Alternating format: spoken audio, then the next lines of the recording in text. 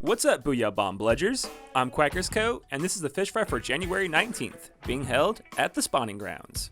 Our cookware for this rotation is the ink brush, the end zap, the Splatana wiper, and the jet squelcher. This composition looks like it should be a lot of fun for spawning grounds, but we may find a little bit of a problem dealing with lessers once we get into higher hazards. So this will be a very important composition for us to play some roles. Use that ink brush and the end zap and keep them on egg running and causing damage to lessers wherever they're at. Just make sure you don't stay in one place for too long and always keep on the move, running eggs, and seeing what else is spawning. The Splatana wiper and the jet squelcher need to do a little bit more focus on causing that damage at range, and the Splatana wiper is also going to want to get close and cause that slash damage. They'll have it the easiest on dealing with lessers, so make sure you bounce in between taking out bosses and dealing with those lessers. And Spawning Grounds has so many walls, and we have some utensils with some really good wall coverage. So do your best all the way through the wave to get this map painted. It's so much easier to go in a straight line to your target instead of having to go around and deal with the walkways that's filled with enemies. If you ever need to go down to one of the shorelines in order to take out targets, remember those different ways of getting around once you're down there. If you're at the docks, jumping in between can give you a little bit more of an exit strategy whenever you need to go down there and take out a stinger. If you go to the piers or the beach, just make sure that you have walls painted as an exit strategy as you make your way down there. Try to be careful about having to paint your way out every single time. And our three main high platforms that we have here are really easy to jump across, so make sure you get as much painted right next to the basket, because that's where we're going to need most of our exit strategies when things get a little too crazy. And these platforms are also the same way that we can get our exits whenever we are on a high tide. You gotta make sure that these areas are painted as much as possible, all the way through the wave. And if there's a fly fish at the end of the grates on a high tide, remember how detrimental it is to leave everybody behind and go take it out on your own. It's almost always best to take it out with a special, or just to injure it with one bomb. That way you don't have to deal with the whole other one spawning there at the end as soon as you take it out. And that wall by the basket needs constant attention on being painted. All of these weapons have fantastic wall painting, so it shouldn't be too hard to make sure that that wall's painted. That way, in case you need to run away, you've got some extra options around here. And when you're doing corner jumps, you gotta make sure that those walls are painted, because there might be a chance where you get bumped off. You might be able to catch yourself on just that little bit of ink right above the water level. Of course, with the size of spawning grounds, it always helps to lure targets, and whenever we're on a low tide, that becomes extremely useful. Flipper floppers, scrappers, and maws can easily be led right to the basket for easy, quick eggs. And if you're being chased by a steel eel, try to make sure that you don't constrict that basket. Move them around into good areas so that way your enemies can take them out. And the fish stick placement on spawning grounds is really bad for our mobility. So make sure you get that wiper or the jet squelcher always on fish stick control, that way we can get around this map. And Spawning Grounds has kind of the same situation as Marooner's Bay. In the first half of the match, you need to do some really hard luring to get just about every single target that can move as close to the basket as possible. And then when you get into the second half, you gotta make sure that those salmon lids, steel eels, and steelheads are taken out. Because of how opportunistic the situation needs to be in order to splat them, it may take too long, and you may get too much tunnel vision and find yourself getting bounced around and getting splat. And prio targets can become a really big problem here on Spawning Grounds, so if you don't want to lose and you want to keep climbing up in rank, make sure that you're using those specials in Wave 1 or Wave 2, that way you can make sure you hold onto your pay grade. On a Glowfly's occurrence, this composition should work out pretty well. With the ink brush able to attack over your teammates, the only thing you really need to worry about is getting in the way of everyone else's shots. Just make sure you try to maintain that line of damage, and make sure you take out those goldies as quick as possible. I'd say it'd be best for the end zap and the ink brush to hold the damage line, while the wiper and the jet squelcher try to cause some damage to that goldie on approach. And then when you have a lot of eggs on the map, whoever's targeted, it's best for them to hang onto a wall, that way everybody can put in eggs as quick as possible. But you have to pay attention for when those glowflies change their target. As soon as the target changes, you have to gather up again and hold that damage line. Glowflies is always an incredibly tough wave, but we do have some exit options by jumping onto the other platforms and using some corner jumps just to get us some safety and keep us from getting splat and lowering our damage output for this occurrence. That platform right by the basket is also really good for a griller's occurrence. If you can stun it right by the basket, the Splatana wiper can use their close range attack to cause some really quick damage to it, and the ink brush can be on small fry control whilst also causing damage to the griller. So griller's occurrences should go pretty smoothly. Just make sure that you always lure the griller down to the super jump platform and then move them up and around to the basket. Try to be careful about stunning the grillers really far away, because that will split up the small fries and cause yourself to get overcrowded and lose the wave. For a Mothership Wave, the Jet Squelcher and the Splatana Wiper can do a pretty good job on dealing with those coolers on the way down. Keep that ink brush and the end zap on running eggs, and you should be able to clear this wave pretty easily. Just get that jet squelcher up to the viewing platform, that way you can cause some damage to the mothership on approach, and then get the wiper there to the basket platform once the mothership has made contact. You can jump shot and cause that supreme close range damage. Keep Mr. Grizz's egg safe, and this wave will go super smoothly.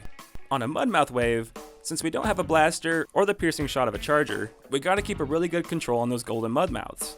So as soon as they pop up, try to make sure that they're your highest priority on taking them out. It'll take a snatcher a while to take those eggs, so don't feel too bad about leaving some eggs behind to go take out that Mudmouth.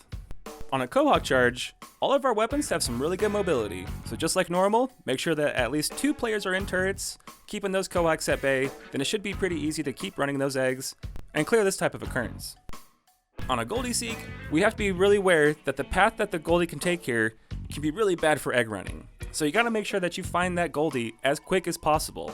Stay aware of what valves your teammates are opening, and try to use that information to help find that Goldie quicker for your teammates. I do have a video that might make it a little bit easier to figure out where the Goldie is on a regular tide.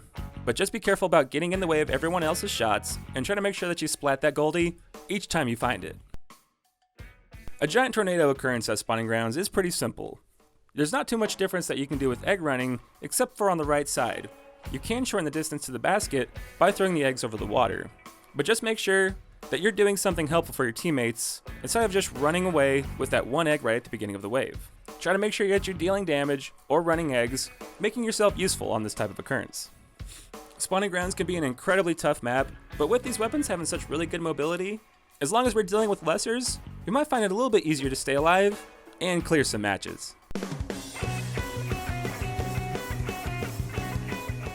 Alright, let's get into the cookware. Our first cooking utensil is the ink brush. The ink brush can attack about as fast as you can pull the trigger.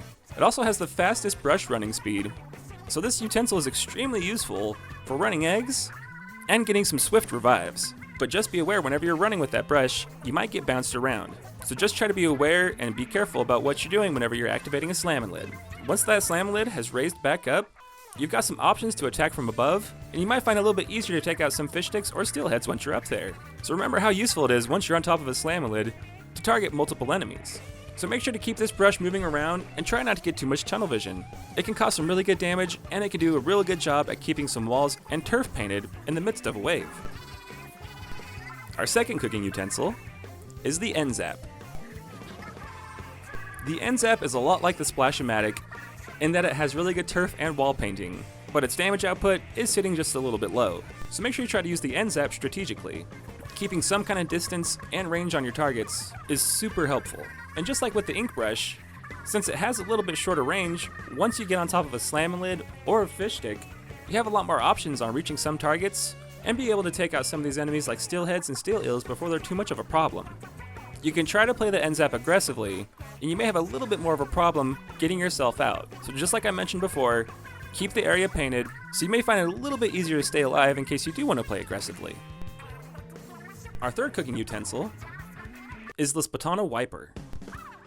The Splatanas have the ability of causing some really good damage, but you have to make sure that you're making contact with the blade in order to cause that damage. So I find it really helpful to jump whenever I'm using these charged attacks. That way I'm not going sailing into something like a scrapper and getting myself splat. And you'll want to make sure that you utilize that range that you have with this weapon as well. If you get yourself on top of a fish stick or a Salmon lid, you've got some pretty good range in order to cause some damage from a distance. But you may want to play the Wiper just a little bit more aggressively. Ever since it got a buff for its painting, it does a fantastic job on getting yourself in, especially if you need to take out a stinger. The Wiper and the N-Zap will have it easiest with taking out stingers, but they will have to get close enough. With the N-Zap, you'll have to aim up and down the stinger to take it out quickly. And the Wiper, you gotta make sure that you charge it up, allowing the vertical slash to take out multiple pots at a time.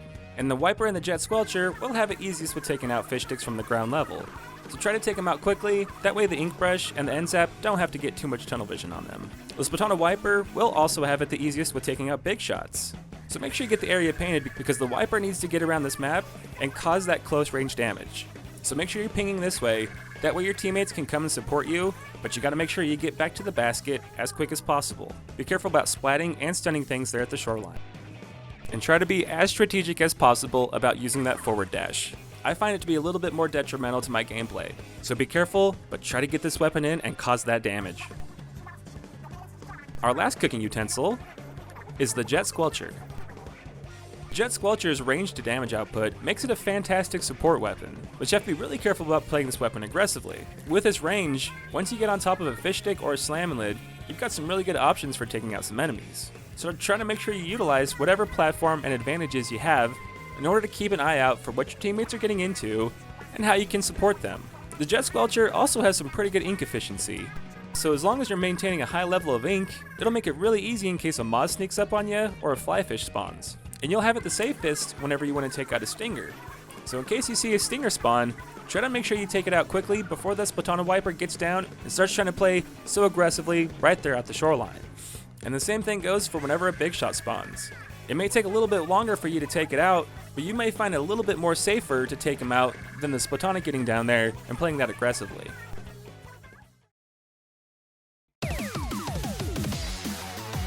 On an extra wave, every single one of our utensils has some pretty good damage output, so try to make sure that every single one of us is maintaining some kind of damage on the king. And with that ink brush and the end zap, try to get close enough, that way you can aggro the Kohozuna and keep him from getting there to the shoreline. Try to make sure that you maintain the shortest amount of distance between where you're taking out the bosses and spawning the eggs and where the Kohozuna is. There's a good chance that you'll spawn a bunch of eggs, and everybody will try to grab some of those, and the Kohozuna will make his way there and block you from grabbing them.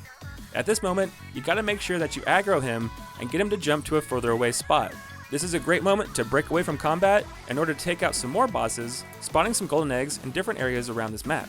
And keep an eye out for when a bunch of stingers or flyfish start spawning. That way you can activate your special to take out those prior targets, making it a little bit easier to focus on taking out the Kohozuna. Just make sure that you're always holding onto one egg. That way you have some extra damage output in case you need it. Just make sure you maintain that tight focus on always causing damage, and you should be able to splat this big fish. And the fish fry usually comes up before the stage rotation, so if you want to catch these updates when they're hot and fresh, make sure you subscribe and hit that bell. And if you want other fellow Grizzco employees to receive these tips, make sure you like and share the video. Bye-bye.